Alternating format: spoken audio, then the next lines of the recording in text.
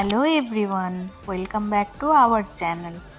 আজকে সকালবেলায় ঘুম থেকে উঠে একটুখানি চিয়া সিড আর একটুখানি কতিলা রাত থেকে ভিজিয়ে রেখেছিলাম, ওর সাথে লেবুর রস মিশিয়ে খেয়েছি।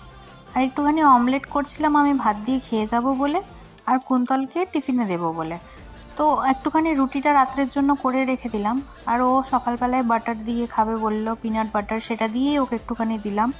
আর অফিসে চলে এসেছিলাম তাড়াতাড়ি, কিন্তু সেরকম কাজ আজকে ছিল না।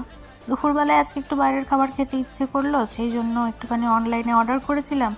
এত ঝড় বৃষ্টি তার মধ্যে শুরু হলো যে খাবারটা দিয়ে যেতে যেতে অনেকটা দেরি হয়ে গেল।